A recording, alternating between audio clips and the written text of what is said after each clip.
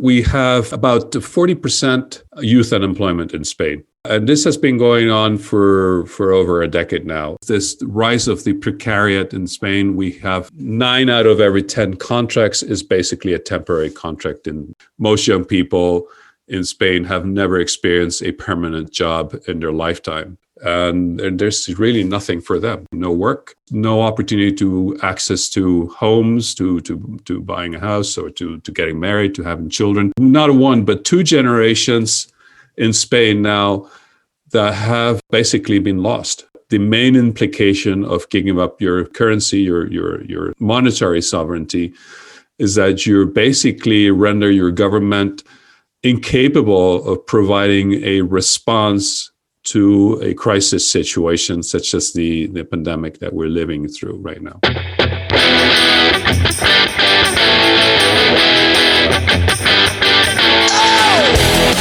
This is the MMT Podcast with Patricia Pino and Christian Riley. Hi, I'm Christian Riley and welcome to the Modern Monetary Theory Podcast. You can find us on Twitter at MMT Podcast, and you can support the show by going to patreon.com/MMT Podcast. For as little as $1 a month, you can get early access to all our episodes and patron-only episodes. A big thank you to all our supporters so far. At the beginning there, you heard economist and founder of Spain's Rete MMT activist network, Stuart Medina Miltimore. And in a moment, we're going to be hearing Stuart's presentation on how the implications of MMT impact on the future of progressive reform in Europe. And after that, we'll hear Stuart in conversation with Jane Flanagan, Susan Edels, and Darren Quinn of Modern Money Australia at an online event they hosted on the 20th of March, 2021.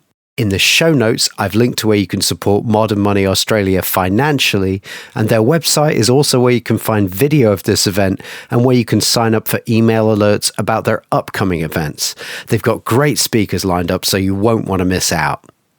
In this presentation, Stuart talks about the spectrum of monetary sovereignty, and one of the crucial conditions that a government needs to meet to be considered monetarily sovereign to any degree is that it issues its own floating exchange rate fiat currency, the value of which is not pegged to any other currency or commodity such as gold. If that condition's met, the issuer of the currency, the national government, can issue that currency without operational limit. The monetary sovereignty of a nation is diminished if it has large debts denominated in a foreign currency, or monetary sovereignty can be ceded altogether if a government decides to give up its currency issuing power and become the user of a foreign currency, like, for instance, all the nations that adopted the euro, a stateless currency with no democratic channels between the ultimate users of the currency, the citizens of the Eurozone member nations, and the issuer of the currency, the European Central Bank.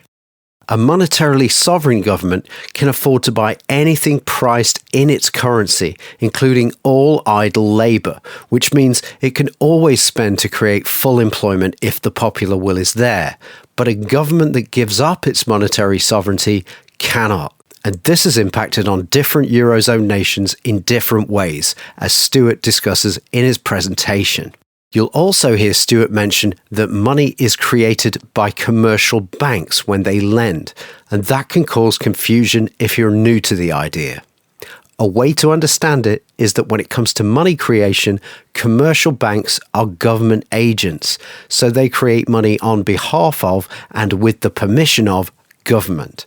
So you may want to spend money you don't have yet, but the seller of the things you're trying to buy won't accept your IOU. So you take your IOU, your promise to pay money in the future, to your bank. They analyze your creditworthiness. And if you meet their requirements, they swap your IOU for their IOU, their bank credit, which will be accepted by the seller of the things you're trying to buy because of your bank's status as a government agent. A crucial difference between government spending and commercial bank lending is that when a monetarily sovereign government spends, it can only spend one way.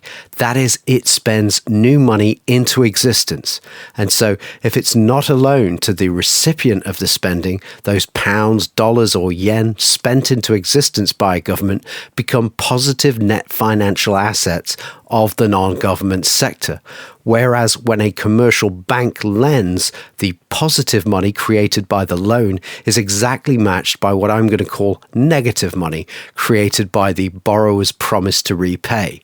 Private sector debt grows, and so no new net financial assets are created for the non-government sector by a commercial bank loan. This is a tricky concept to grasp. It's called endogenous money creation, and we have a whole episode about that, which is our episode 43 with Sam Levy. I've linked to that episode in the show notes, along with the slide deck for Stuart's presentation, and also to where you can sign up for Professor Bill Mitchell's online Introduction to MMT course, which at the time of recording is in its last week. You can join right up until the end of March 2021. It's free, or if you want to earn a certificate, it's very, very inexpensive. And as ever, I've linked to where you could support this podcast financially via patreon.com/MMT podcast.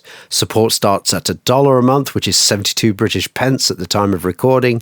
And no matter what level of support you give, you get early access to all of our episodes and patron-only episodes where you can ask me and Patricia MMT questions. We are 100% listener-funded. Your financial support really helps keep the show going. Your support in other ways, whether it's by recommending us to other people or just by listening and spreading the word about this stuff, really helps too. So thanks as ever for the time you put into understanding MMT, and huge thanks to Jane, Darren, Susan, and the rest of the Modern Money Australia team for organising this event. Let's dive in. Okay, so I'm going to be talking about basically the consequences of giving up your monetary sovereignty. In your initial sort of playback, when you were welcoming participants, there's a slogan saying Australia doesn't need to borrow money.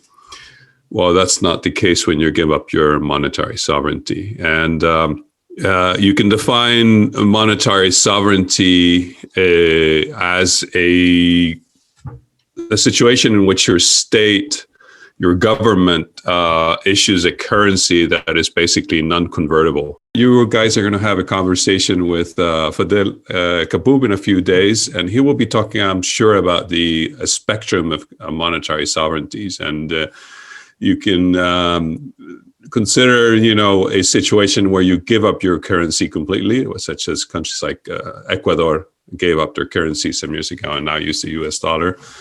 Or countries like the Eurozone countries, which basically relinquished their monetary sovereignty and entered a currency union. And there you have situations that range from those of the former colonies of France and Africa, which used the CFA franc. So they're part of a monetary union. And the Eurozone countries likewise have given up their monetary sovereignty. The difference being that Eurozone countries have a seat at the central bank, whereas those CFA franc countries do not have a seat at the central bank. Now, of course, this has consequences for those countries.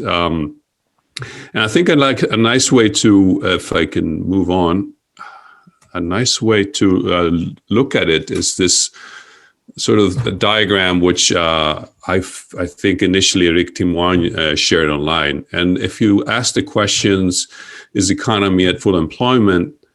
And does the government exercise monetary sovereignty? You can sort of arrive at this schematic, right, in which a country that enjoys full monetary sovereignty, or rather exercises this monetary sovereignty, because that's not something that falls from the sky. It's a decision. It's a political decision whether you exercise your monetary sovereignty or not. Well, that country's government would only be limited by the availability of real resources. not face any sort of financial constraints. So that country would not need to borrow money or would not need to raise taxes before it spends. The only limitation to its spending would be the number of unemployed people, etc. In case that country does reach a level of full employment, which is rarely achieved ever anyhow, I've never seen such a situation, then you would face a real constraint. So in the case of Spain, as a member of the Eurozone country, we gave up our monetary sovereignty in 1999. But in reality, we had given up that monetary sovereignty years before when we joined the European Economic Communities, and basically had to manage our currency exchange rate with other European, especially the German mark and French franc and other European currencies within a narrow band. And that exchange rate management has forced the country basically to limit its scope for monetary policy and fiscal policy in many ways. I'm not going to go into details of how that affected the economy in the 1990s and in 2000s. We joined the euro in 1999, and that was soon followed by a real estate bubble, which is a massive real estate bubble, probably credit-driven, obviously created by banks. It caused the economy to go through a period of very high growth. And that's why, in a sense, for most Spaniards, I think the entry into the Eurozone was associated with a period of relative economic prosperity. But as any bubbles, or with all bubbles, eventually pop and burst, and it left a legacy of huge unemployment and a bank bailout, which caused Spain to request assistance from its European partners through a huge loan, which came with conditions and effectively put Spain under the control of what we call the men in black, right? People who come from the Troika, the European Commission, the European Central Bank, and the IMF. Who imposed a harsh regime of austerity. And as a consequence of that harsh regime of austerity, not as bad as Greece, but pretty bad, Spain has undergone a period of almost a decade of low public investment, which has, I think, undermined the public infrastructure. And specifically, I would say the health system was particularly hit by this set of austerity policy. So when the pandemic arrived last year, I think we were not ready as a country. And there's several indicators that was the case. For example, the number of ICU, intensive care unit beds in Spain was about half of what you see in Germany and about a third of the number of ICU beds that they had in South Korea. So our health system had been, was poorly equipped to face and manage a pandemic situation. And that's what led to the frantic response that we initiated in March last year when the pandemic started to spread, and we suddenly realized that we didn't have enough hospital beds to cope with it, and since had to put the country under a severe lockdown. Some slides that show you how the Eurozone and specifically Spain has managed during the pandemic and the COVID crisis. And this one was a chart from, I think, the Financial Times, if I remember correctly. And it has two axes. One is the decline in GDP experienced in the first half of 2020. And that's the y-axis. And the x-axis shows the cumulative number of deaths per million. And if you look at the down, the quadrant in the down right-hand side, you can see that there's a few countries there, like the UK, Spain, and Italy. The UK is not a member of the Eurozone, but it has certainly been applying neoliberal policies and has been certainly undermining the National Health Service for many years, and I think was also poorly equipped to respond to the pandemic as a consequence. But also countries like Italy and Spain have had enormous declines in GDP, and as well as some of the highest death rates in the world as a consequence of COVID.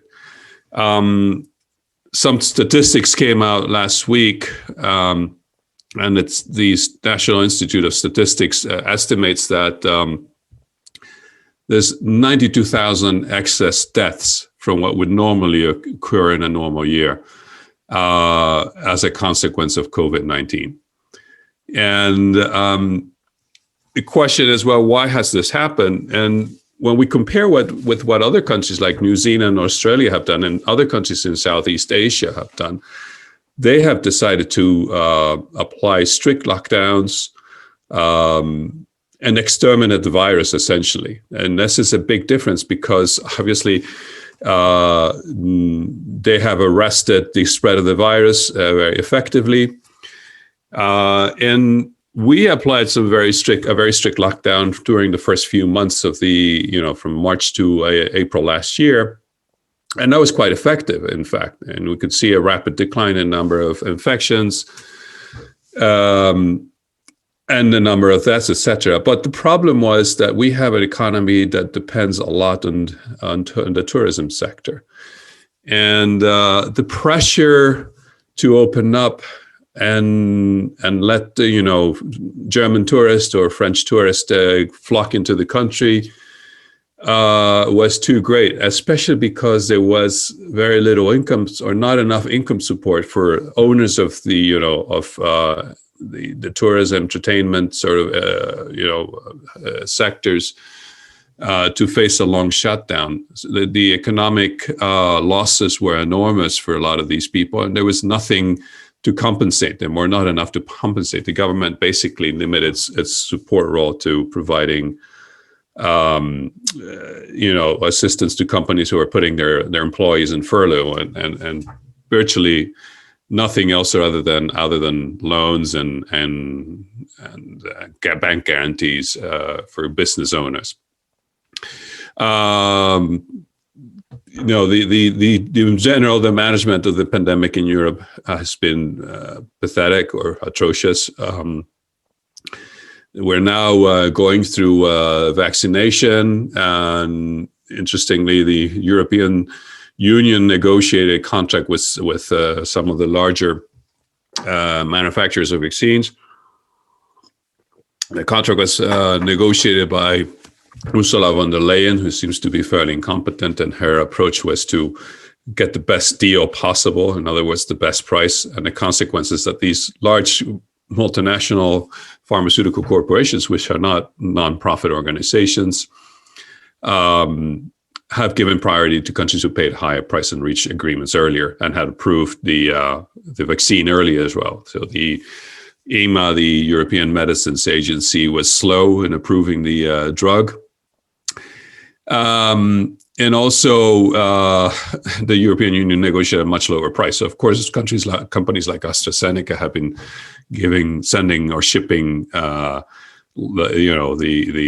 vaccine to countries like the United States. The UK has, I think, about already 40% of the population vaccinated. Countries like Morocco, who are not southern neighbors outside of the Eurozone, outside of the European Union, presumed to be an underdeveloped country, have already vaccinated a much larger number of people or percentage of their population than Spain has. Chile, for example, has a very high percentage of people vaccinated as well. So bad management in general in the European Union. Let me see. So as I said, the response of the Spanish government in terms of fiscal impulse, meaning actual transfers to the population, to the people who were suffering the consequences of the pandemic, has been very conservative and really constrained by the the austerity bias that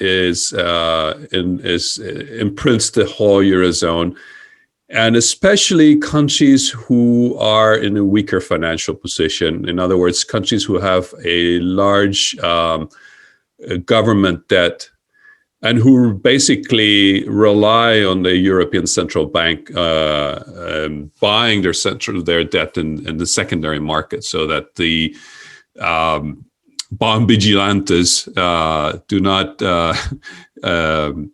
basically force you to start spending, cut spending, and or raising taxes, right? So introducing deflationary pressures and austerity measures, or preemptive austerity. And the government in Spain has basically been acting with a mentality of preemptive austerity. And even though the Eurozone has suspended the fiscal rules, which require governments to have less than 0.5% of a structural balance as a percentage of GDP. And I don't know how familiar people are with the concept of structural balance, but a structural balance is the fiscal balance that you would have in a situation of full employment.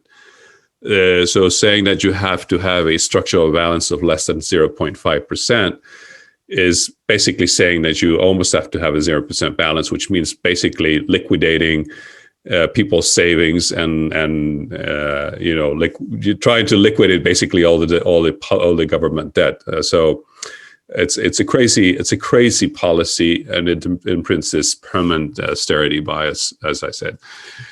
Now, of course, I'm going to go through this one. This is the sector balances analysis of the Spanish economy. I noticed that you have one in your logo in the Australian Association. And of course, the Eurozone, of course, might pretend that it is possible to eliminate all government borrowing. Of course, it's impossible unless you want to cause the economy to crash. And Spain has, and most European countries, except the net exporters, haven't been in compliance with those targets for many years, right? And this is what the sectoral balances approach shows. But take a look at the data for the second quarter of 2020, where you see the consequences of the lockdown. And there was an important fiscal impulse in Spain. But then look at the third quarter and see how the impulse or the fiscal support of the Spanish economy almost completely disappeared in the third quarter. And that is quite telling of a mentality of the finance minister and the economy ministers, who are basically obsessed with sustaining a balanced budget at all costs, even if it costs the complete collapse of the economy.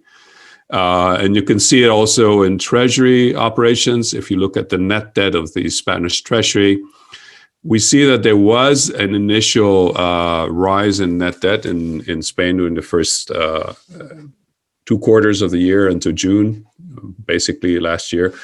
But then it basically remains flat for the rest of the year. There's a little uptick in February 2021, but basically the government just decided to withdraw the support of the economy after the third quarter of 2020. And even so, even despite the fact that the European Central Bank has offered to buy European treasuries up to a limit of 1.5 trillion euros, which is unprecedented, of course, and could have been used by the Spanish government to issue a lot more debt. But the austerity mentality prevails in the end. And the consequence, of course, for the Spanish economy has been disastrous. So I was mentioned that the government has yielded to pressure from the tourist and hospitality sectors to open up. We've been hearing the same message each time there was a holiday season approaching. We have to save Christmas. We need to save the summer. Now there's talk of maybe we need to save the Easter holidays. We haven't saved the hospitality sector in any event. This is some data of GDP growth last year, or rather degrowth last year per provinces. And you see the sort of the burgundy colors are the tourist areas, places like the Canary Islands, Balearic Islands, Girona, the Costa Brava, and the Costa del Sol, so the basically the Mediterranean axis. The numbers are hard to see. This is not my graph, but if you look at maybe you can see that in the Balearic Islands, the collapse in GDP was 27% last year. And in the Canary Islands, it was in excess of 20%. And in some of the Mediterranean provinces, it was also close to 20%.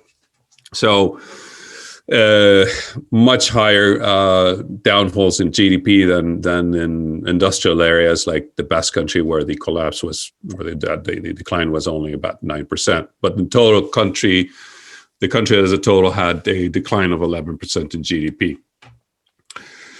So in the end, I think you can't have your cake and eat it at the same time. You have to decide what you want to do. If you want to open up the economy like Brazil has done, or the UK did initially, or the US under Trump has done, thinking that you're going to be able to do something about, or at least protecting some degree of growth in the economy, I think you're not going to be successful. The evidence points out to the fact that countries that didn't act decisively against the virus on the excuse that they were prioritizing the economy over the health of people have found that their declines in GDP have been, in fact, larger than those of countries that actually decided to protect from the virus. So bad management, huge economic crisis. And what we were seeing around May, June, also an ineffective response from the European Union, who seemed completely incapable of coordinating any sort of response amongst the European countries.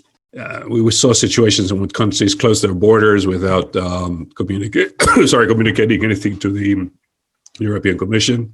Things like stockpiles of masks and so forth being built up in some countries, and not sharing masks or medicines with other countries that were more affected by the pandemic. So you would start to see a rise in Euroscepticism in public opinion in Spain and Italy, especially in Italy, but also, interestingly enough, in Spain, a country which had traditionally been very staunchly pro-European. I think that's what led to a decision in July last year to approve a rescue package, or a bailout package, which is called Next Generation EU. And it was a process that raised a lot of acrimony amongst European countries at the time. The northern European countries, such as the Netherlands, Austria, Denmark, even Germany, although Germany was a lot more quiet. The countries that were more vocal were probably the Netherlands and Austria. Did not want to come to any sort of arrangement that would imply any transfer of financial resources from the northern European countries to the badly hit Mediterranean economies that rely on tourism. But there was a proposal coming out of the European Commission, and it was strongly supported by the Italian government, the Spanish government, and to a certain extent the French government, to set up an extraordinary fund that would transfer some resources to those badly hit economies in the south of Europe. There was even a recording of a Dutch citizen asking the Dutch prime minister to not provide any or not send any money to those southern Europeans. And there was substantial acrimony in the Spanish press against the Dutch for being, unsolidary, not showing the solidarity to the southern European countries. But in the end, an agreement was reached in July, and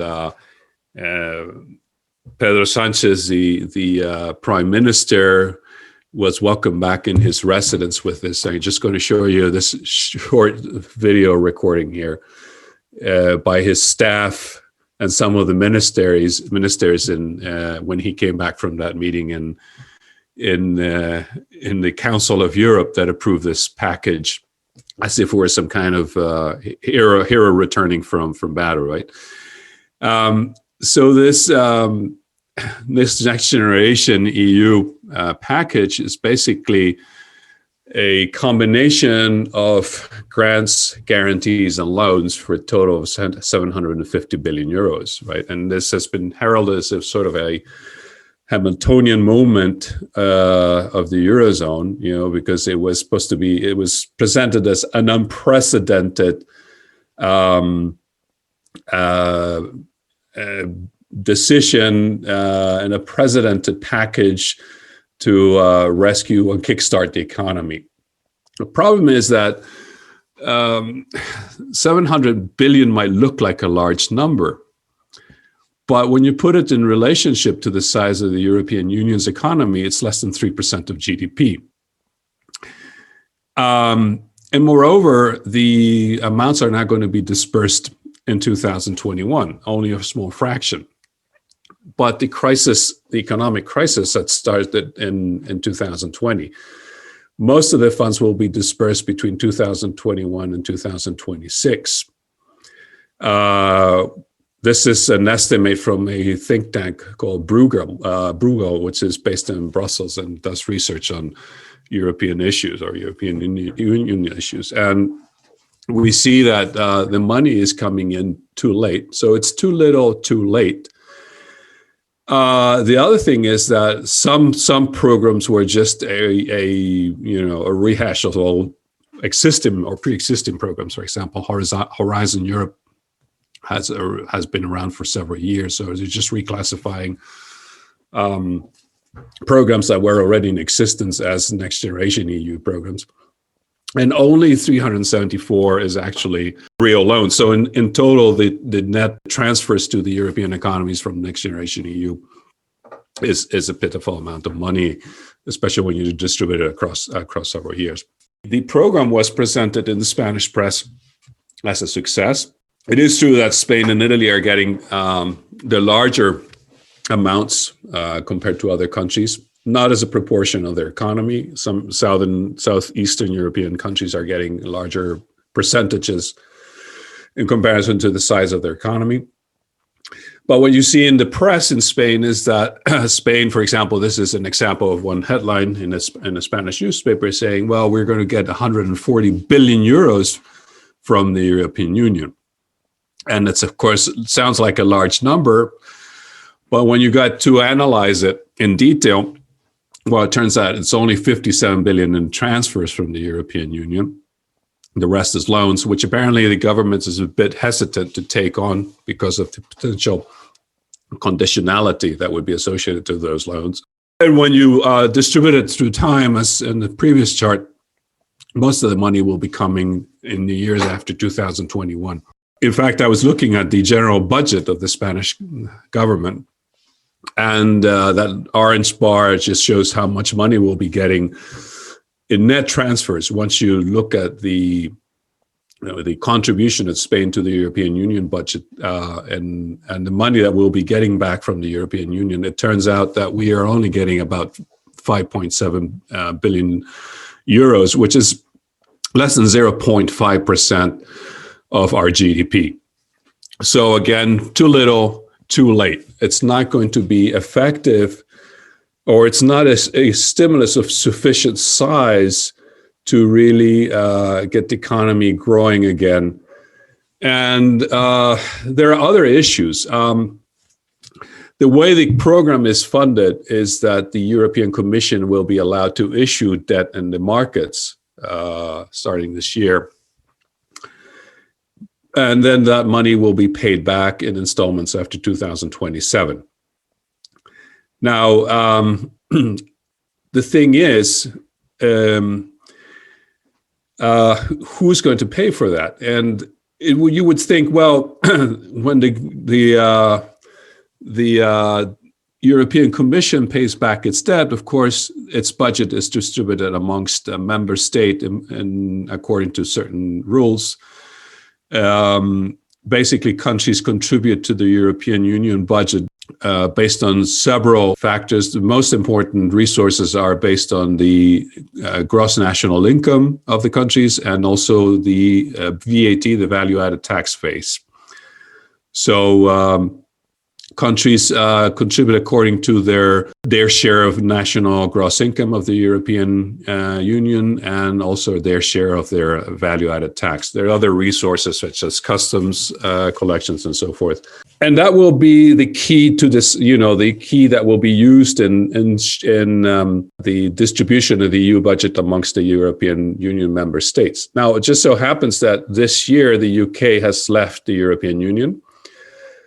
And Brexit, the UK was a net contributor to the European Union. And I was interested in seeing how that affected the distribution of the EU budget amongst European Union nations. This is not information that is publicly available, so I had to do some number crunching with what I knew about the European Union budget. So I use estimates of the gross national income, and I used some estimation of what the value-added tax base would be for all the European country or European Union countries next year, and also had to consider that several European Union countries, namely Germany, the Netherlands, Austria, Finland, Denmark, had negotiated rebates on their contribution to the European Union budget. And what I found is that in general, it seems like the countries of Northern Europe who have been not as badly hit as the Southern European nations are not seeing an increase in their significant or much higher increase in their contribution to the European Union budget. It's the Eastern European countries in Ireland who are going to be paying for the departure of the United Kingdom and the loss of their net contribution to the European Union budget. So what we're seeing is, in reality, far from seeing a solidarity from northern, more advanced economies from Northern Central Europe, what we're seeing is actually the peripheral countries that are paying for those costs. We don't know how the loans or the debt that the European Commission is taking on will be distributed, because it depends on what the gross national income of those European countries will be in 2027. So you would have to make some sort of estimate of what it will be in 2027, what our gross national income will be then. But the conclusion is that basically we're taking a loan that we will be paying back in the future. We're not receiving a net transfer of funds from Northern Europe. And in fact, I did this little chart here, and I actually came to the conclusion that the distribution of the European Union budget is actually regressive. Here we have GDP per capita on the y-axis and the percentage of each country's contribution to the European Union budget as a percentage of their gross national income. So each dot represents a country and a combination of those two variables. And what we see is there is a negative slope. In other words, the lower your country's GDP per capita, the higher your country's contribution to the European Union's general budget is. So it's clearly a regressive arrangement that is benefiting Northern European countries who also happen to have a trade surplus within the European Union trading bloc. But there are other issues as well with Next Generation EU.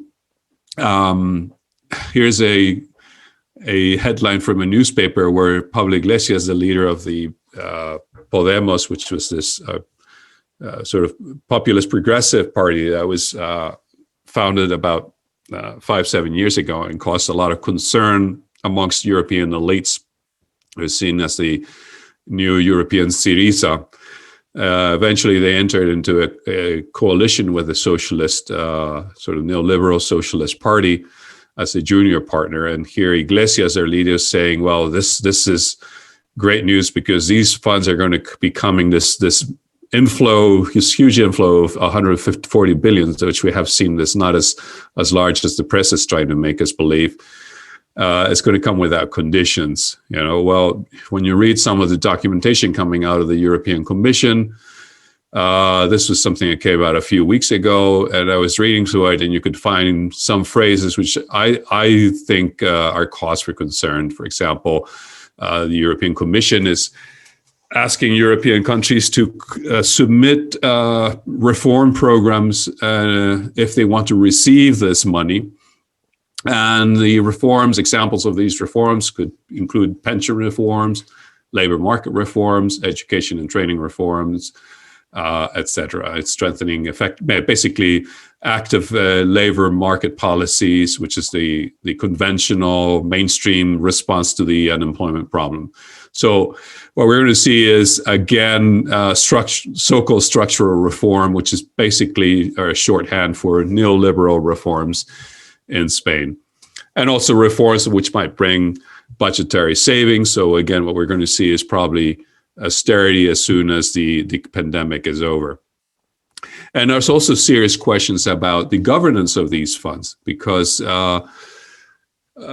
it's very worrying to see that large consulting firms, first of all, have clearly influenced on how the decree governing the distribution of funds. I was reading this decree a few weeks ago, and the first few articles, you could just see consultant jargon all over it, from Article 1 to Article 57. Doesn't matter which article you read through, it was clearly drafted by one of these large consulting firms. And a huge proportion of the money is going to go to these strategic projects for recovery and transformation, meaning private-public partnerships. So in the end, the conclusion I reached is, well, why did the Spanish government enter in this, or push for this sort of agreement with the European Union? Because clearly it was Pedro Sanchez and Conte, the former Italian prime minister, who were more interested in getting these funds approved. Clearly, we're not getting net transfers of funds from other European countries. We're just lending the money to ourselves, and it's just we're just advancing money that we'll pay back in the future. We could have just issued debt in the market anyhow and let the central bank buy it. And the only conclusion I get to is, well, number one, I think the European Union needed some kind of PR,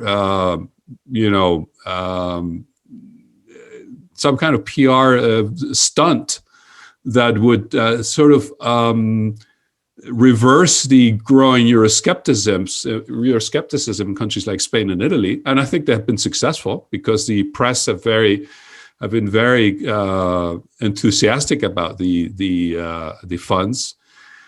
And secondly, I think it was a way of getting out of the general budget a large chunk of money, which the government could use to distribute as it saw fit, without the interference of its junior cabinet members, the populist, crazy ministers from Podemos, which are uncomfortable, who are demanding all these progressive reforms and reversal of the neoliberal labor market regulations that have, for example, had restricted collective wage bargaining as at the behest of the European Central Bank a few years ago.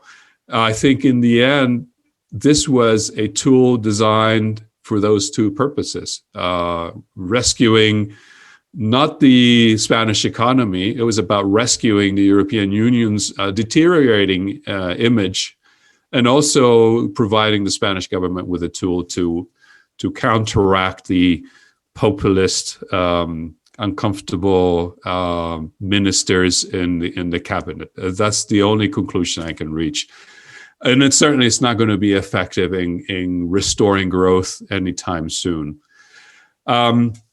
So what we're seeing now is an economy that went through a huge economic crisis after the global financial crisis, probably one of the biggest crises amongst developed nations. After 2009, we saw a massive rise of unemployment. The unemployment level reached in Spain 27% around 2011.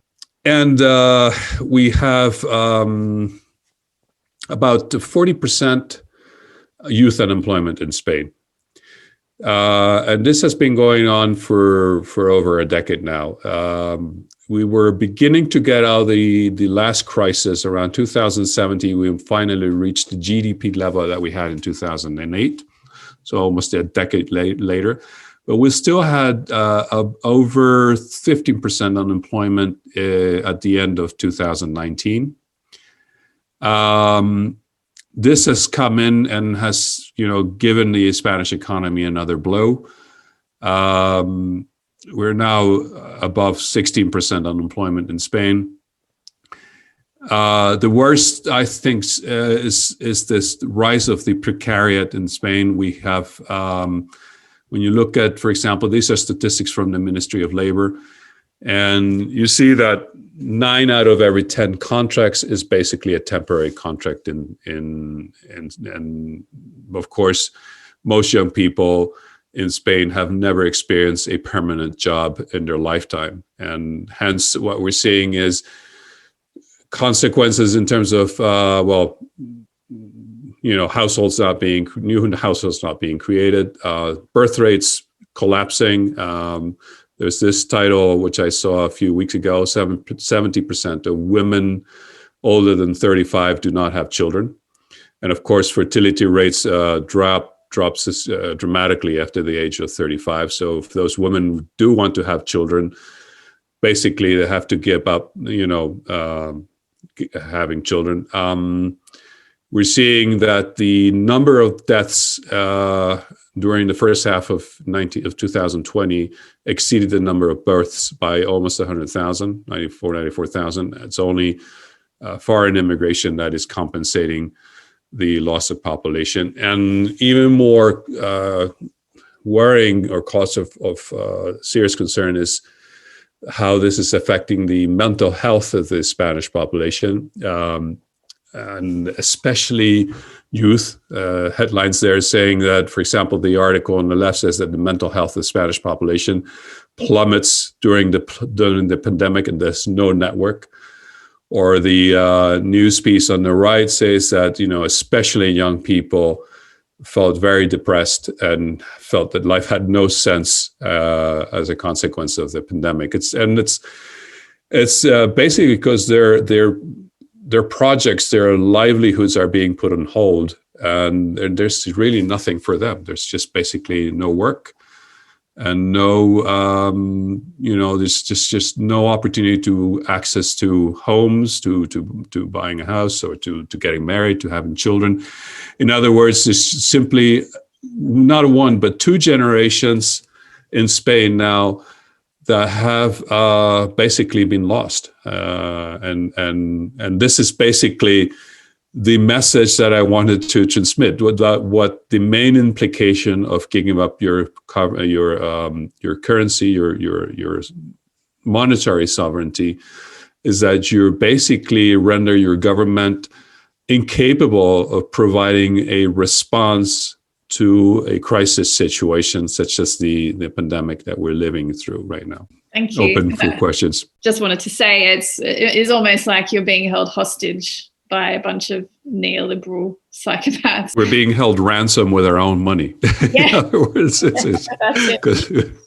that's the conclusion I arrive at. So I was going to address the ECB purchase programs, the quantitative easing. Now, what happens, you might, I don't know if you've been following European affairs for the last few years, especially after the crisis, but in 2010, when the European crisis was putting at risk the whole survival of the Eurozone project, and countries like Italy or Spain or Greece were experiencing an increase in the yields of their treasuries in their secondary markets, because the markets correctly, I think, were prognosticating the risk of default of those countries, because they did not have a central bank that would acquire or support their debt like most monetary sovereigns do. In fact, ironically, central banks were initially set up to provide funding for the governments. That was the oldest central bank, I think, is the Bank of England, the Bank of Sweden. The Bank of Spain is also dates back to the 18th century. And their initial role was to provide funding to governments, especially so that they could conduct war. Of course, that was the reason why the Bank of England was set up, is so that the government could afford to go to war. 18th century was a period of almost permanent warfare amongst European powers.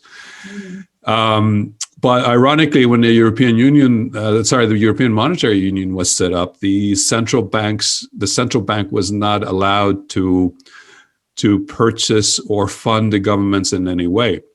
I say central banks because in actuality, we think there's a single central bank. The truth is that all the national central banks are still there. And even though we still have a central bank, our central bank was not allowed to buy the bonds or the treasuries issued by the Spanish treasury. So, of course, when 2009, the global financial crisis hits, bondholders start demanding higher yields because they realize that countries like Spain, which did not have very, very large debt, actually, our debt was about 30% of GDP at the time. But the bondholders realized that we would have to bail out our banking system because of the collapse of the real estate bubble, and hence the increase in defaults, et cetera. And in fact, the banks had to be bailed out and were bailed out, especially the savings and loans institutions, the cajas de ahorros. And bailed out by the ECB.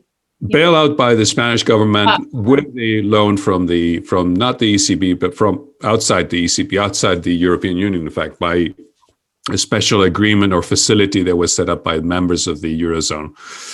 Because some countries did not want to bail out other countries' banks. Mm-hmm. And Trichet, at the time, the governor of the president of the European Central Bank, sent a letter to the prime ministers of Spain and Italy. And the letter basically demanded that Spain implement a series of structural reforms. Otherwise, they would not provide support for this for the Spanish issuances. And the letter basically demanded that the Spanish government, get rid of collective bargaining clauses and other. It's actually publicly available. You can actually find the letter in internet.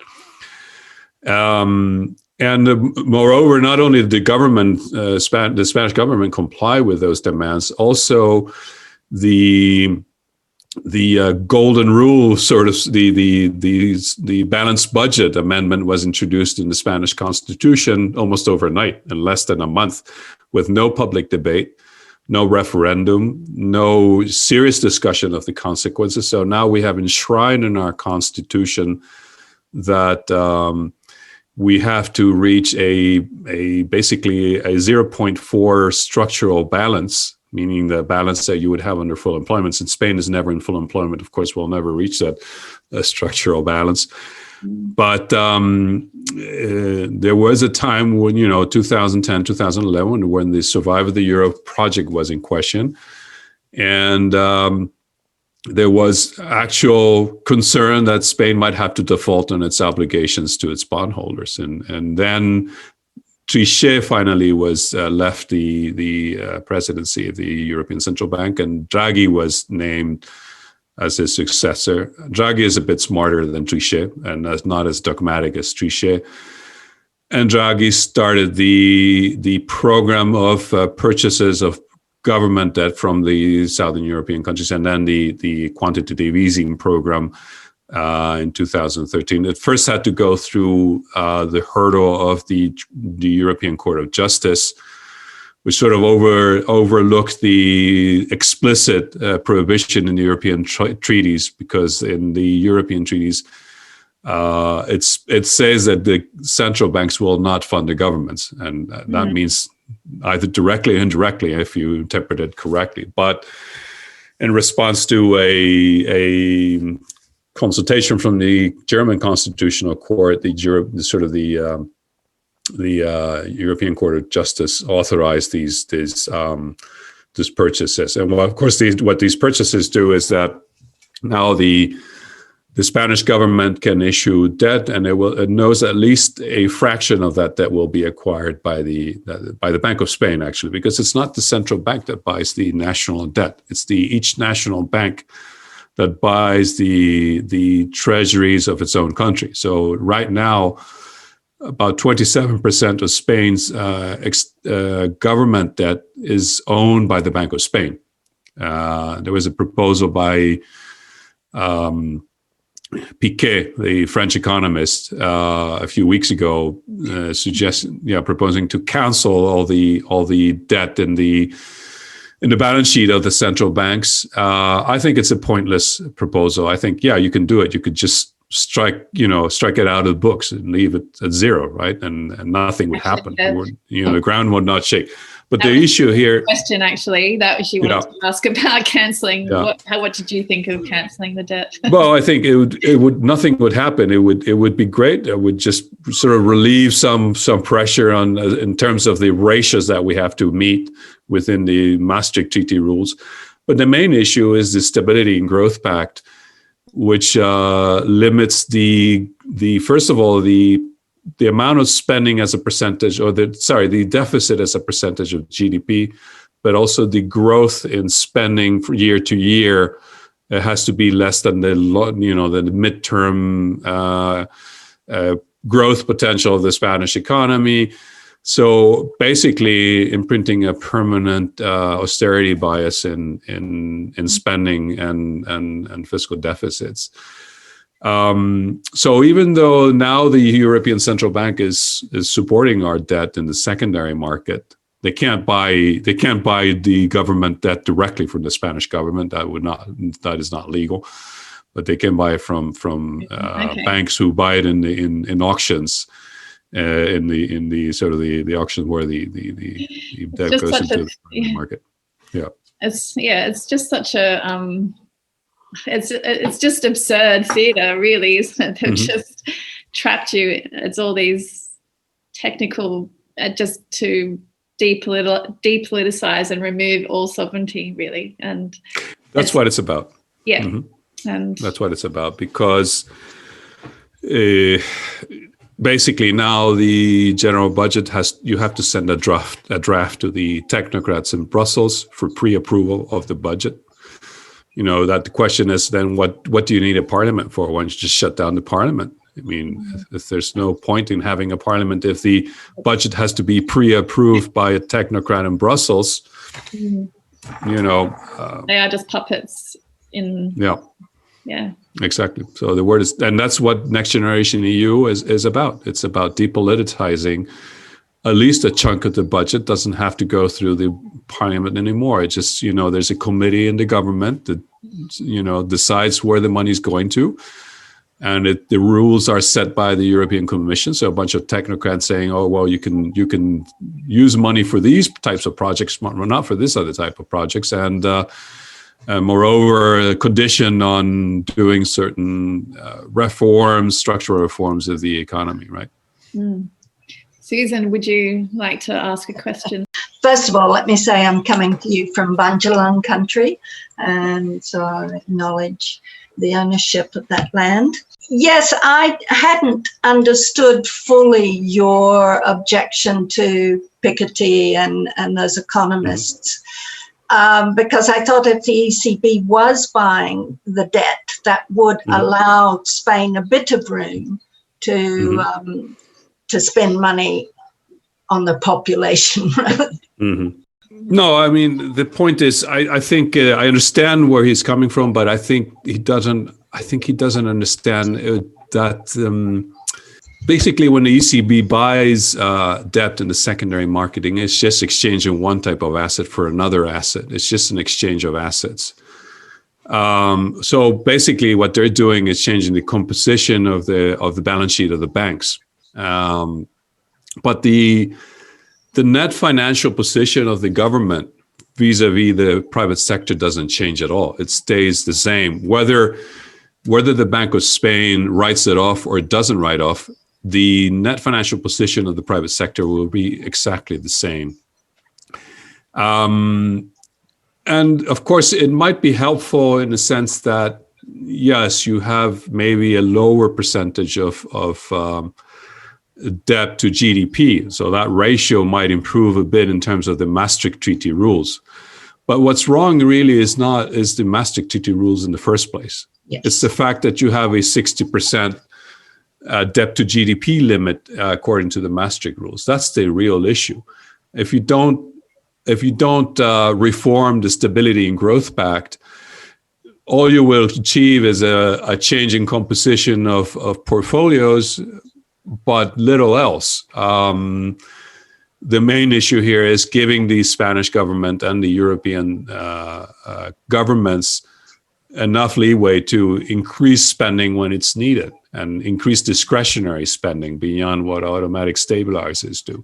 Currently, what the government in Spain is doing is just letting automatic stabilizers act, and that's about it. And very little stimulus besides that. And the main reason is that because you have all these rules that you have to comply with. And of course, the neoliberal framework, which is also inside their heads and inside the heads of the Minister of Finance, right? I mean, even if she suddenly were released from complying with all these crazy rules, he will still be, trying to achieve a balanced budget, because that's the way she, even if we were out of the Eurozone, it's like the UK. UK is out of the Eurozone. It's never been a member of the Eurozone. But nevertheless, they have been applying neoliberal policies all along, and they've been applied draconian austerity for years, and the consequences that the NHS wasn't able to cope with the pandemic either. So having monetary sovereignty is a precondition, is a necessary condition for having a government that applies successful progressive policies and counter-cyclical policy, but it's not sufficient. You need to abandon the neoliberal mind frame as well, of the neoliberal framework. Yeah, I was had a conversation with Darren earlier today, and I said the MMT lens. Once you just can't unsee the injustices in the world. You look at everything through that lens, and every policy you can see how they're going wrong and the consequences of that policy. I mean, pretty much it does drive you slightly crazy, and you spend a lot of time being very angry because, at the end of those policies are people who are not being done right by their government. Their, their lives are being, affected in a negative way. Yeah, I mean, it's a cultural war or a cultural battle.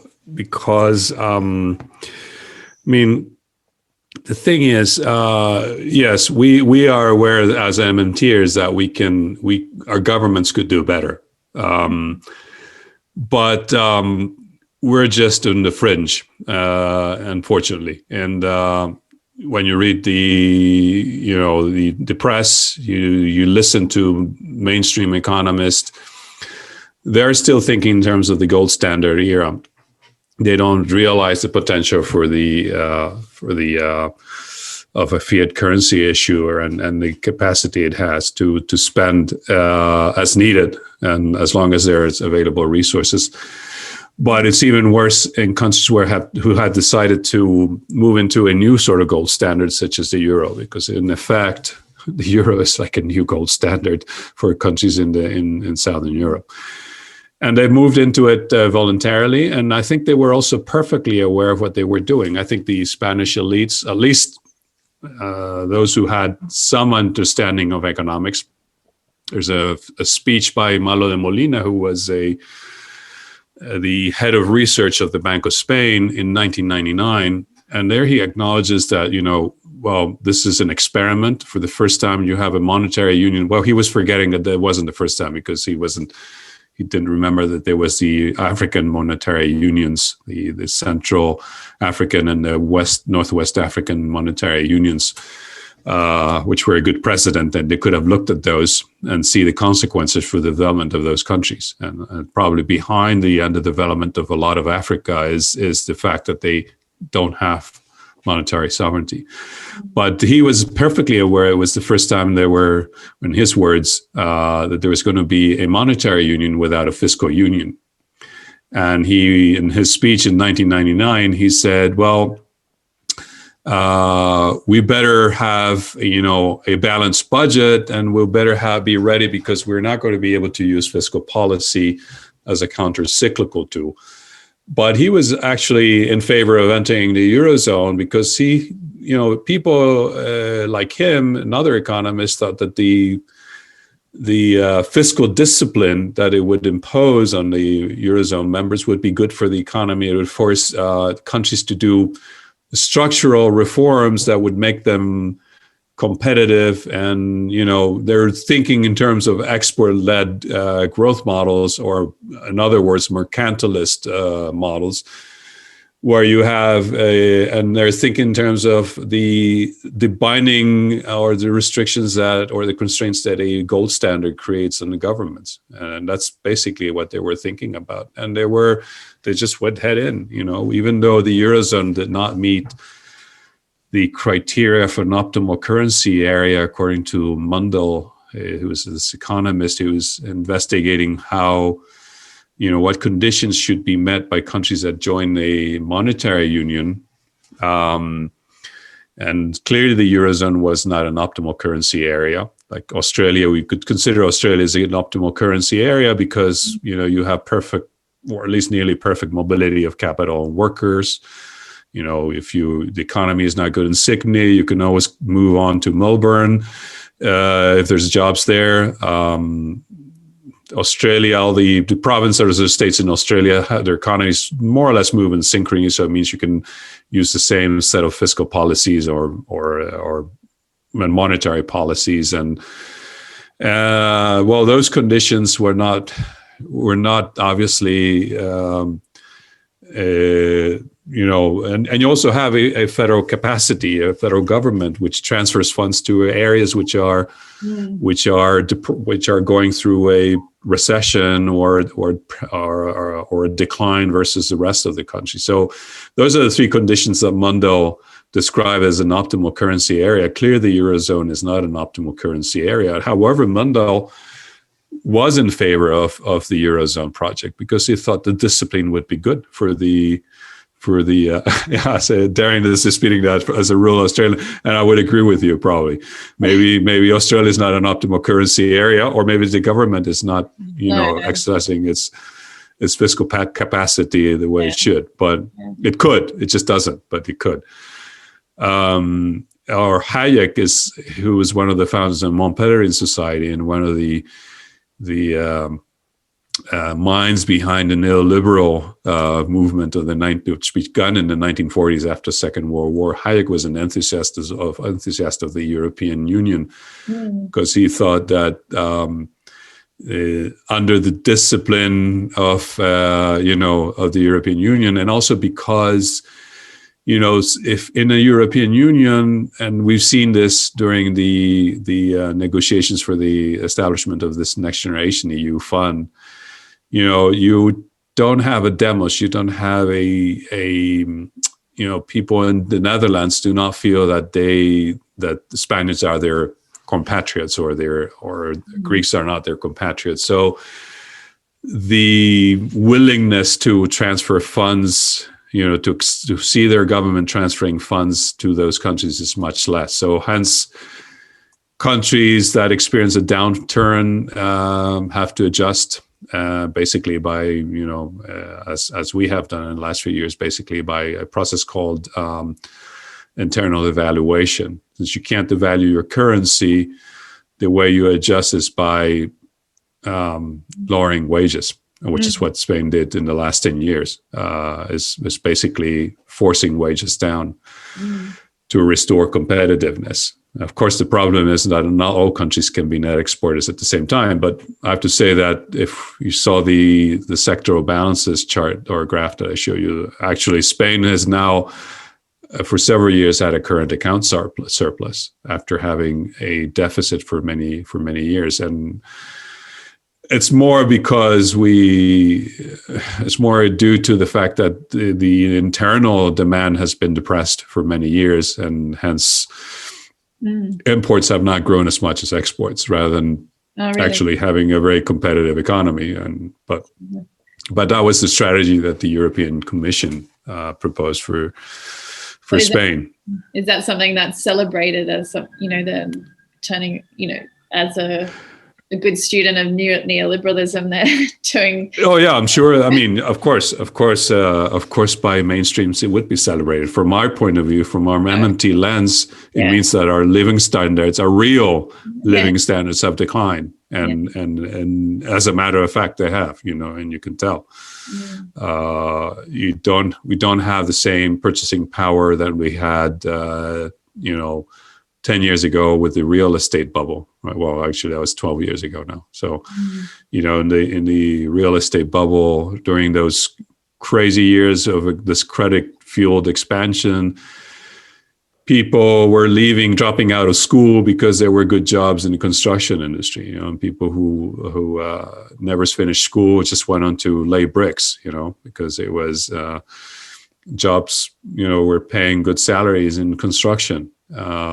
Once the crisis hit, they lost their jobs, and many of these people never got a job back. Or just started getting, temporary contracts or working intermittently. A lot of people have been struggling since 2009 in this country with, Yeah, it seems, I can't imagine being a young person with such high unemployment levels, that sense of hopelessness. I mean, other opportunities wouldn't exist either and why, study and all of those things. So looking forward to something in your life.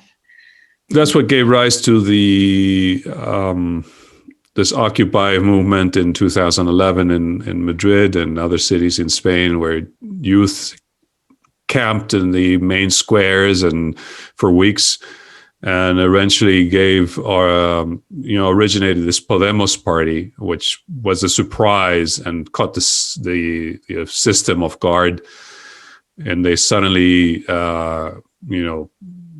got a 20-some% share of the total vote in the elections in 2015, I think it was. And suddenly the elites panicked in Spain and in Europe. They panicked because they thought, this is another Syriza, right? Like as in Greece. And they were going to almost on the verge of overcoming the Socialist Party, which has a traditional neoliberal social democratic party like the Labour Party today, right? The third way sort of social democracy, third way Labour, right? Third way social democracy. And it forced the European Union to sort of let go a bit on the fiscal discipline, on the application of the fiscal discipline, sort of turn a blind eye to the Spanish government's permanent deficits and lack of compliance with the fiscal rules for a few years. And after 2013, the economy started to grow again, and we started to see some good growth rates between 2013 and 2018. It started to slow down in 2019, and then the 2020 pandemic hit us again. But it was because of a panic. And now the problem is that Podemos, I think, has undermined its own project by entering into this coalition with the current government, with the socialists, because basically they do not control the agenda. They don't control economic policy.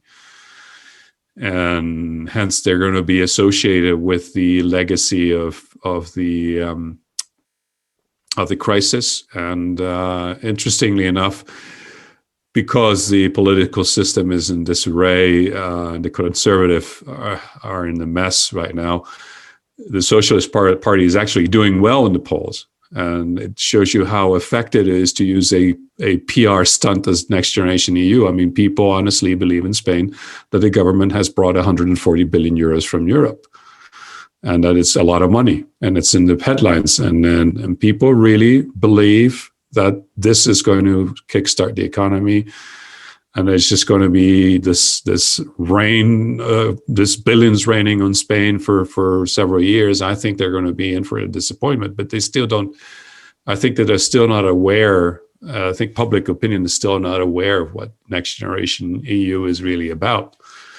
It's not as much money as they say, and it's not enough. It's not enough, and it's not soon enough. I mean, it's just not even. They haven't started to spend a cent yet, and from this program in Spain, nothing. And we have this depression, economic depression, basically, and nothing is happening. Absolutely nothing is happening. We've got some questions in the Q&A, and actually, so go, Darren. Thank you, Jane. Thank you, Stuart, for a wonderful presentation. I'd like to acknowledge that I'm coming from Wiradjuri country. Sovereignty was never ceded, and I pay my respect to the past, present and emerging elders of this traditional land. I might just get in my question first. What chances of reform do you think there are to the Stability Growth Pact of, 3% deficit and 60% debt to GP? And culturally, what chances of structural reform to the Eurozone, given the social costs in Spain and other Euro nations? Good question. I'm not optimistic, to be honest. I mean, my impression is that there's been a suspension of the rules this year. The European, last year actually. The European Commission and the Council have allowed countries to suspend the application of the rules, but it's temporary. And as soon as the pandemic is over and maybe growth starts to, when we start to see some growth, I'm pretty sure we will see the European Commission insisting on a return to the rules, to the sound finance rules. As I said, I think it's a cultural battle. And unless we're capable of convincing a larger proportion of the population that we're currently convinced, the profession, the economist in Spain, the economist in Europe in general, I would say, are in favor of those rules, and I think they're in favor of sound finance. And I don't think it's going to change. I don't think there is enough. I mean, there's obviously a realization that all the horror stories that were told about the risk of incurring in debt and large deficits, the hyperinflation that would derive from those policies are not materializing. I mean, I think it's evident that the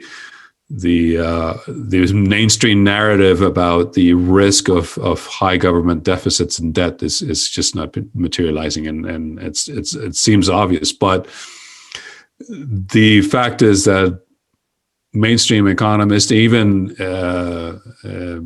and of course politicians who are influenced by those mainstream economists, I don't think are going to change their.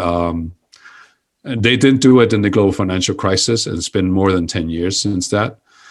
I don't see it's going to happen again as a consequence of the pandemic. I think we need to have a cultural change. It's a cultural battle.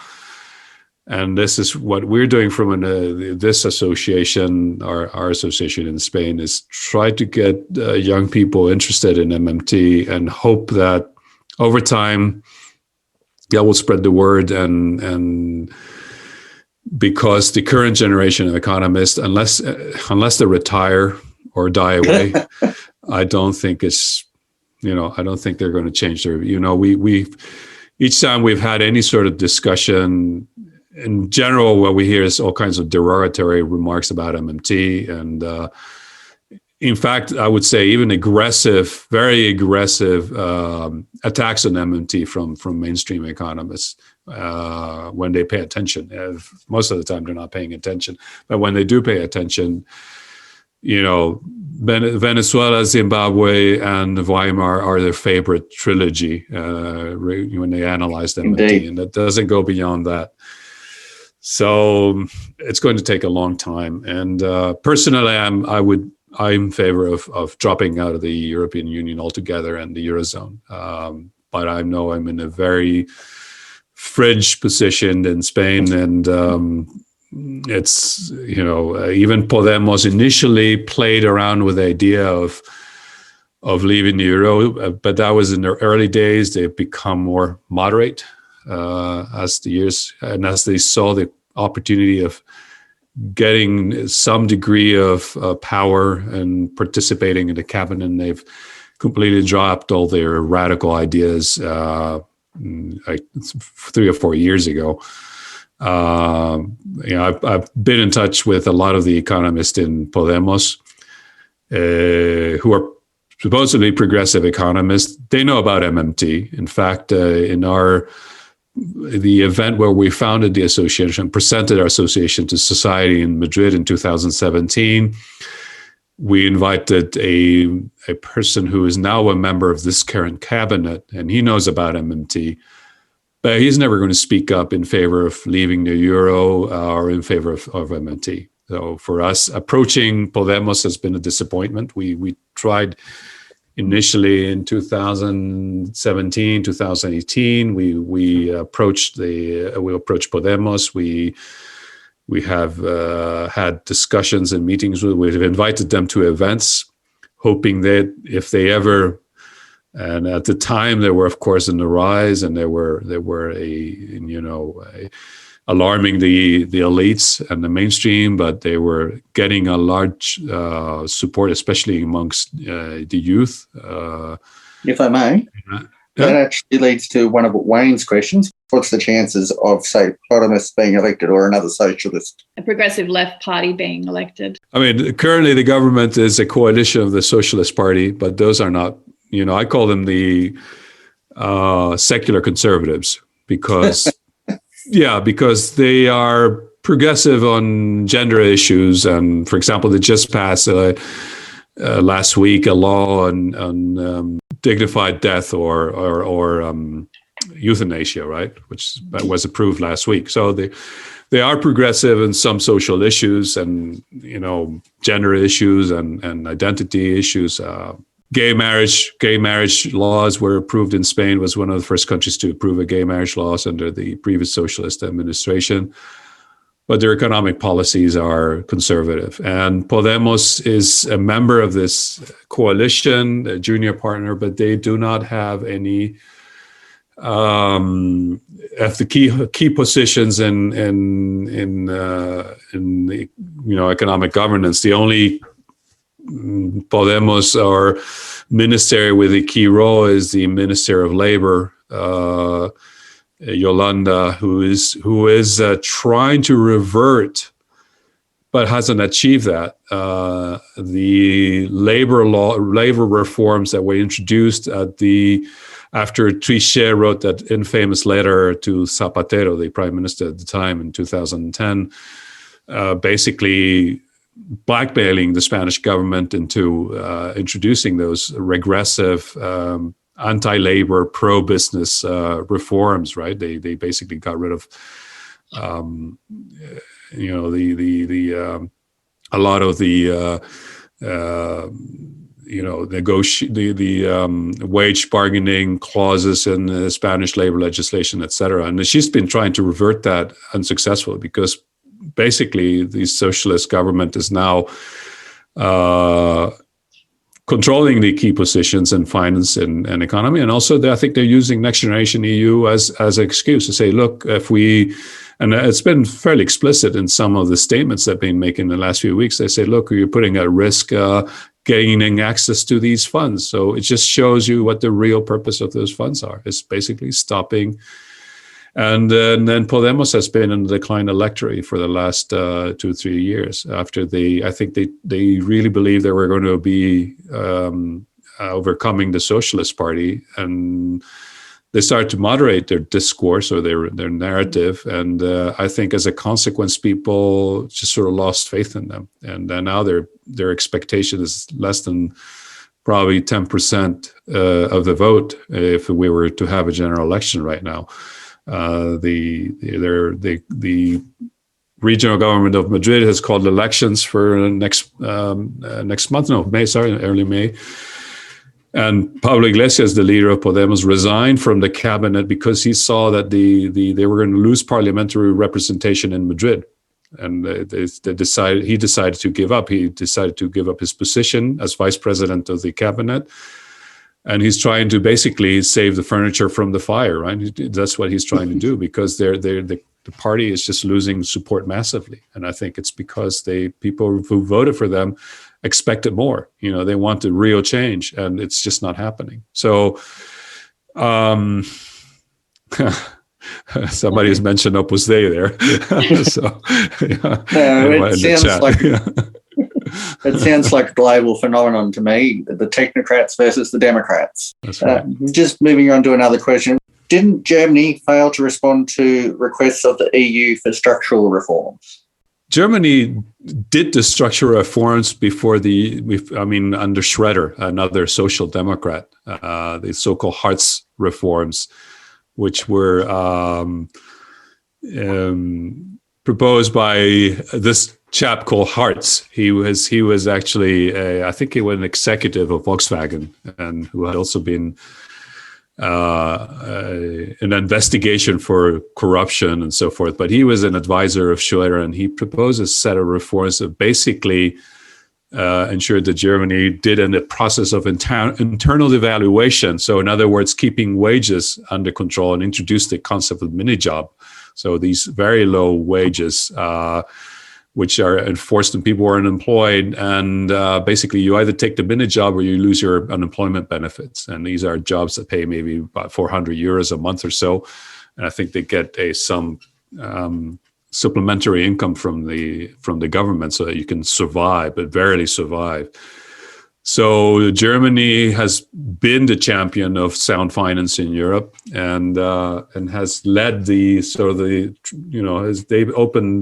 the trailblazers for austerity policies in Europe. But the European Commission every now and then does some sort of a statement. Germany's trade surplus, which is their major imbalance. There's what we call in the European Union imbalance procedures. So if you don't meet certain targets, for example, your debt is too high, your deficit is too high, the European Commission will open an imbalance procedure and send warning letters, which could eventually lead to sanctions.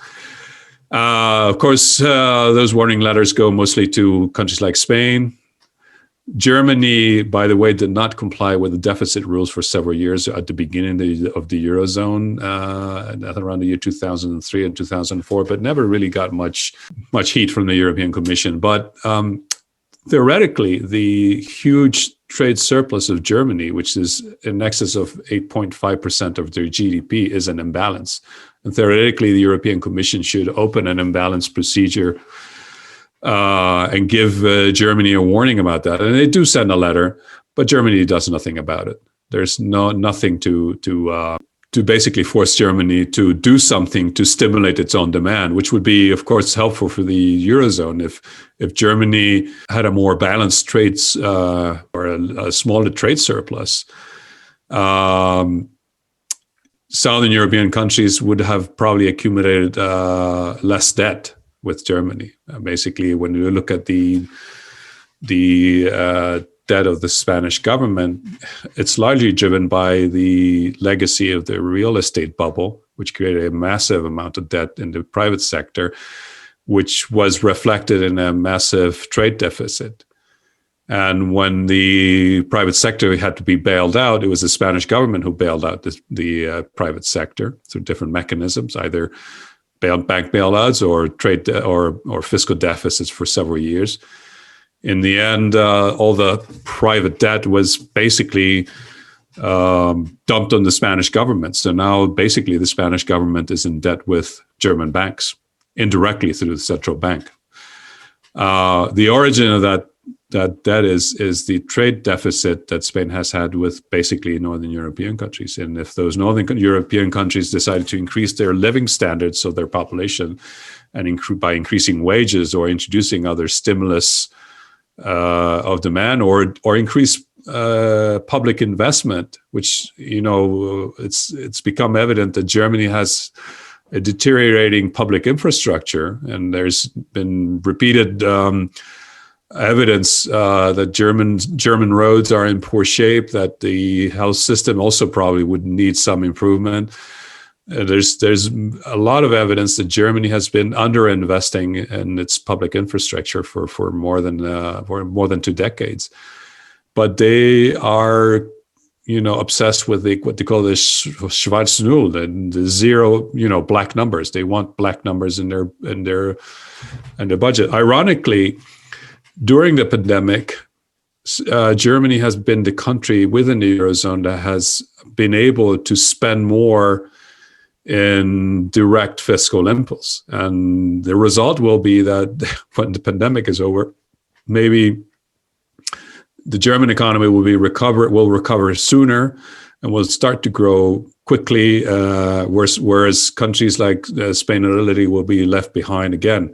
It's the system in the end I think just favors German mercantilism to the detriment of the German population. So it's very. I mean, we can't blame the German people because they are suffering the consequences of these policies, and we know that there's a large section of working poor in Germany, and that there's a large section of the German population has been suffering the consequences of the Hartz reforms for more than 2 decades now, and or almost 2 decades. But the way I think the Germans elites are getting away with this is by convincing Germans that, it's really because we have to help these lazy Southerners. They get in trouble again and again, and we have to bail them out. And that means that the government cannot spend as much on you as they used to, because now, your money is going to the Southern European nations. And it's very convenient because they're pointing the finger in the wrong direction. And the consequence is a rise in the Alternative for Deutschland, extreme right party in Germany. And because, of course, there's a lot of insatisfaction in Germany as well, because the victims of the austerity policies and the Hartz reforms, are not finding any sort of response in the Social Democrats. The German Social Democratic Party has been in the decline as well. Electorally for I think it's on the verge of becoming the 3rd or 4th political party in Germany in the next elections, because they've been basically the champions of austerity in Germany. They were the ones who started applying preemptive austerity before they joined the euro. Indirectly, that seems to lead a little bit to a question from Robert Hart. Mm-hmm. He doesn't want to imply there's a conspiracy, but do you see vested interests in the background that prefer the continuance of a neoliberal policy? Absolutely, I do. Yeah, that's what it's all about. I mean.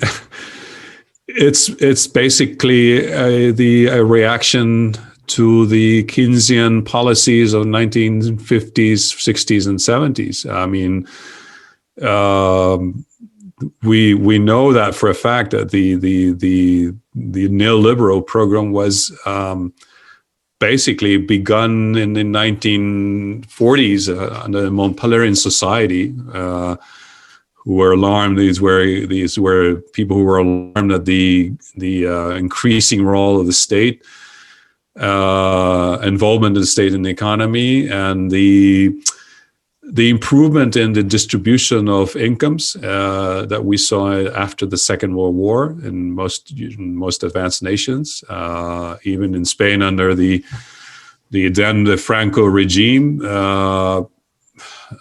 We could see that there was a growing involvement of the state in the economy, and also a larger share. I mean, the labor gained a larger share in the distribution of incomes in the 1960s and 70s. And neoliberalism was a reaction to the decline in the profit rates of private enterprises, of private corporations, and basically a strategy to recover the portion of the national income that was going to profits rather than labor. That's basically what neoliberalism has been about. Getting the government out of the economy, deregulation, and in other words, making sure that it's the large corporations who control the decisions to invest, to spend, who gets employed, who doesn't get a job. It's giving power to large corporations, oligopolies, basically, because a lot of them are oligopolies or monopolies. I think it's quite evident. Adam's question is, won't the fiscal policy paradigm, I assume he's referring to the Eurozone, won't the fiscal policy paradigm change when there's increasing competition with China? Well, it's interesting because, of course, competition with China, with whom? With Germany or with because any of Eurozone nation? Yeah, obviously there seems to be a growing obsession with China in the Eurozone. I agree. I'm not sure that they're competing in the same segments that the Germans specialize in. These sort of fancy, great motor vehicles or that the Germans manufacture, or the machinery the Germans manufacture. For the time being, I think China is not a real threat to German industry. I'm not sure it will be like that for maybe in 10 or 20 years from now. I'm sure China will be able to compete with German industry once their quality standards increase, and are increasing rapidly. And I think China has a plan. But it's a religion, it's dogma. Even if they see that we're losing, and I've seen it in the sector, the sector where I've worked for many years, which is biotechnology. I see we're losing ground versus China in biotechnology, and that the Chinese companies are becoming more innovative, more competitive, and that we're lagging behind. And I don't know. For example, I noticed that a friend of mine who has a laboratory and is doing PCR tests for COVID-19 is using a Chinese-developed test, which is cheaper, faster. It doesn't require, extracting RNA before, which is what you typically have to do with most RNA tests. And he's selling this test very successfully, and it's a Chinese developed product. Chinese are now spending almost more than 3% of GDP in R&D. South Korea is even more, and Europe is lagging behind. And it's because the Chinese are making, the government is certainly planning and involved in economic planning and long-term strategies, growth strategies in the Chinese economy. And they're investing massively in their universities. They're investing massively in research centers. And I know this for a fact because I've worked with Chinese researchers in the past. And they have now excellent clinical research facilities. The Chinese know what they're doing. They have a plan to become the first economy, and they will surpass the United States, I'm sure, in no time. Even though we're seeing this and that we're losing ground versus the Chinese, Europe is still, I don't know, it's sleepwalking into its own demise and walking. And I don't know, I think in a generation, I think we'll be a developing country. Europe will be the developing part of the world. And one day we'll wake up and say, "Well, when did this happen? When did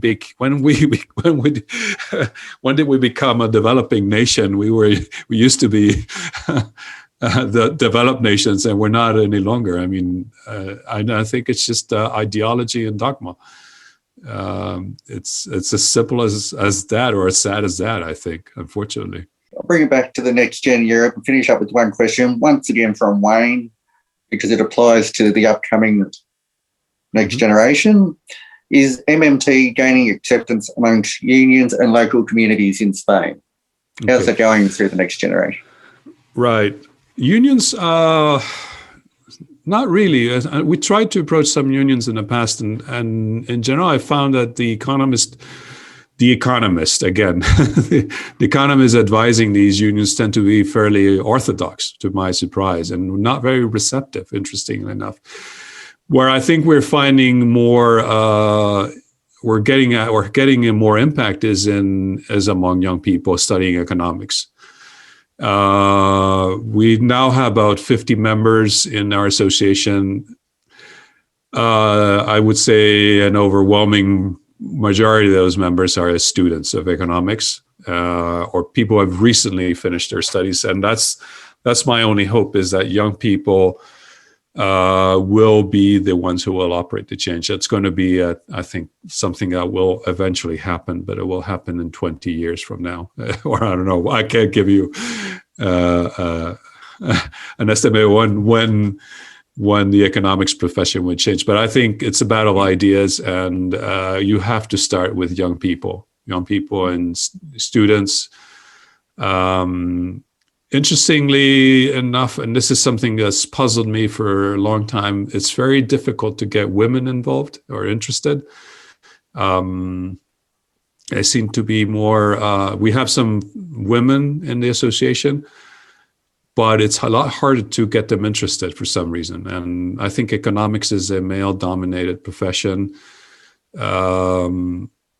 And it's something that we have to work on, but I don't know how to sort it out. It's something that we have, I guess, like one woman for every 10 male members in the association, which is a big issue. And why is that?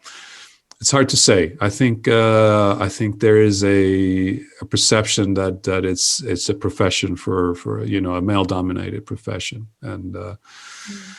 But young people are certainly getting interested, and I think it's growing in Spain. And I also see a lot of interest in Latin America.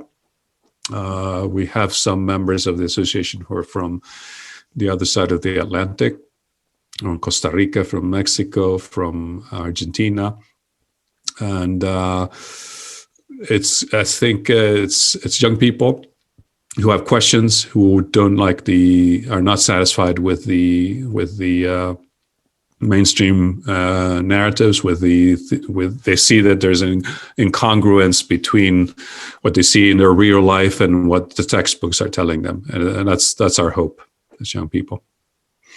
Hence the next generation. The next generation. The next generation. Well, this one we've lost. Yeah. We want to rescue the next one. Yeah. Yeah. And Susan, would you like to make or ask any other questions before we wind up? Yeah, I was interested in the fact that the next generation wants to reform pensions in Spain. And my impression was that certainly in the southern part of Spain, a lot of families with high unemployed and their members rely on the pensions of their mature. Mm-hmm. Pensions, you're right. I mean, pensions have been a lifeline for many families. I mean, the grandparents' pensions has not only supported the grandparents, it's supported in many cases, especially in the worst of the crisis. It was the grandparents who were supporting their children, their unemployed children, and their grandchildren's children, their children's children.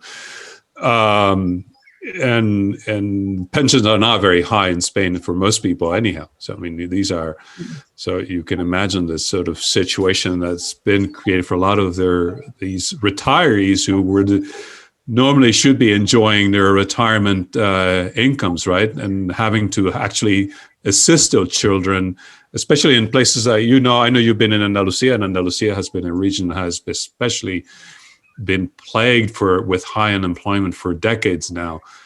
There has been an attempt by the Minister of Social Security, who is very conservative fiscally, to introduce reform in the sense of increasing the number of years that you have to contribute to the system and to calculate the pension. So now currently it's 25 years. The pension is calculated based on your income from the previous 25 years. And he wanted to increase it to 35 years, which was effectively a way of bringing pensions down, because a lot of people do not have records of 35, or will not have records of 35 years of contribution to the social security system, because unemployment has been so high for so many years. And so many of these young people today I've met people who have been, doing, research in laboratories as PhD students and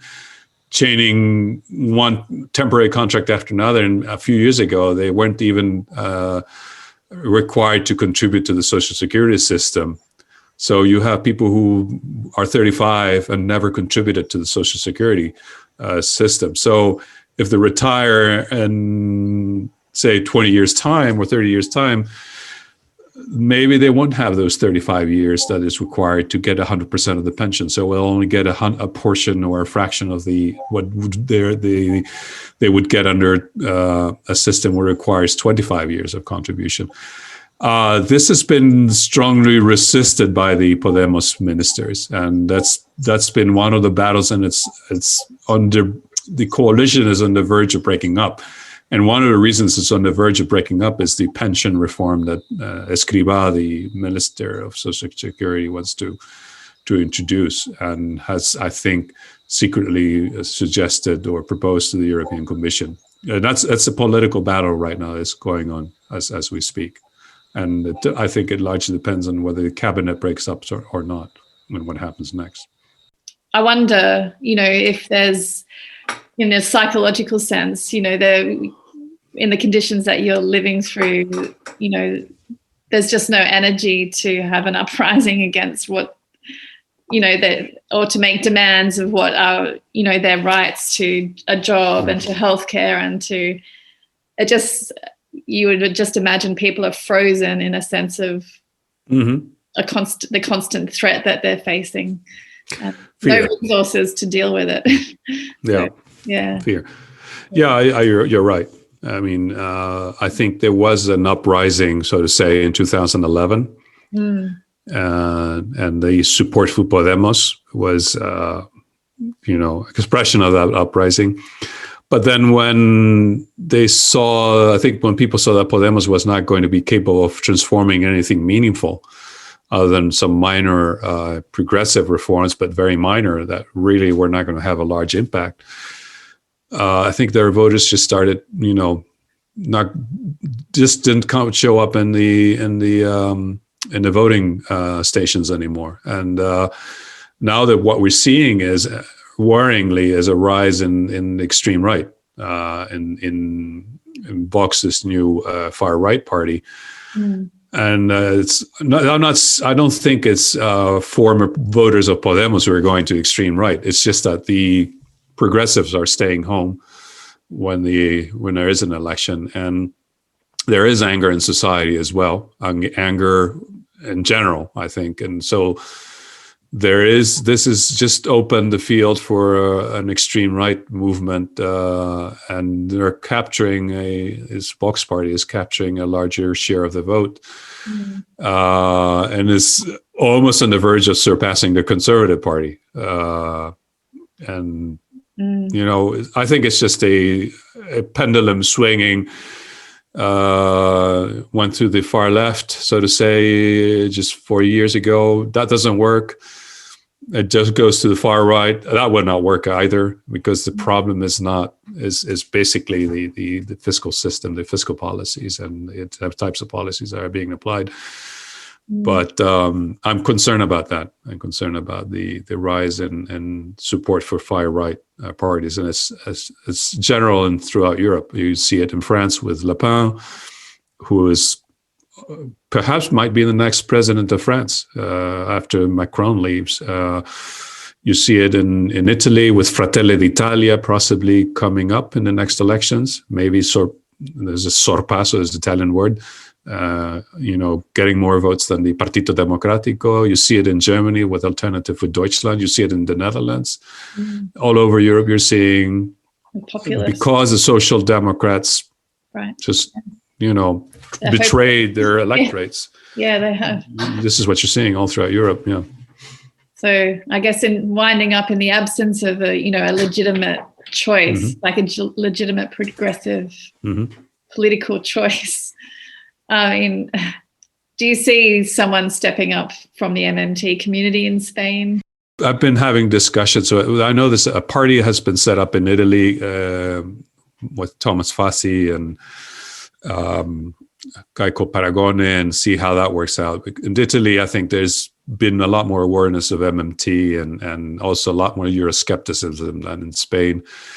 So maybe they're a bit more ripe for a political party. Here, we approached Podemos initially, and we didn't get any traction with Podemos.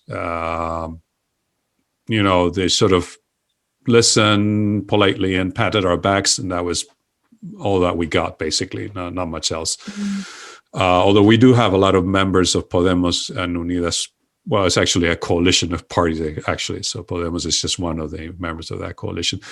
So we do have several members of Podemos in our association, but we're not I don't think we have anyone who is visible enough. And that's you have a barrier which is hard to break with the media, and unless you manage to get someone who becomes visible and is outspoken in the media, I think it will be very hard, and eventually it will happen. I just don't know when and how, but I'm sure it will happen eventually. Once you get a critical mass of people who understand MMT and acquire that lens, I think it will eventually happen. We do have a member of our association who is the brother of a minister, Alberto Garzón. He's the Minister of Consumer Affairs, I guess. And Eduardo Garzón is an MMTer, and he has had some visibility in the media. But he's a very young person, and I think he's a bit overshadowed by his own brother. So I think, I don't know, maybe him, but it will take time. And you need to build. I think the failure, we tried to approach Podemos, and then we realized we just didn't have, the troops behind us, so to say. You need to have a critical mass before you really break out into the mainstream media. I think we need to have a long-term vision in this, and it will happen eventually. Yeah. Well, I mean, I really applaud. It's hard work when you're working full time and through a crisis, like COVID crisis with a family, to be doing this on top of what you're already committed to doing. So it is a lot of work, but I find a lot of satisfaction in it as well. Yeah, you learn so many things with Mitchell in Australia, great guy. I think is fantastic. Randy Ray, Pavlina was in the foundation of our association. We had a huge event in Madrid with Pavlina Cherneva, and she's been in Spain on a couple of occasions and hosted her several times. Warren Mosler is incredibly helpful. Every time you reach out to him, he responds and is always willing to give you a hand. So there's a wonderful MMT community out there, and it's a lot of resources, a lot of literature, a lot of research. Now we are doing research on our own as well. So we've been doing some work on a model for modeling what would happen if we had a job guarantee in Spain. I didn't have time to cover that in this presentation, but I think it's a growing community, and they're not going to stop us. I mean, it's going to take the mainstream strategy, their mainstream ploy is to ignore us or basically try to discredit us, but they're not going to stop us. It's just going to be a flood in a few years, I think, even in Spain. So it will take time, but we'll get there. Yeah. So we might leave that as the final comment, I suppose, and thank you, and thank everyone for attending, and just to let everyone know that this will be available on our YouTube channel to watch. And we really look forward to talking to you again. Thank you all for the invitation. Good work, and keep it up. I think Australia, you have the advantage of having Bill Mitchell there, so huge asset. Thank you, and we'll see you again. Okay, see you again.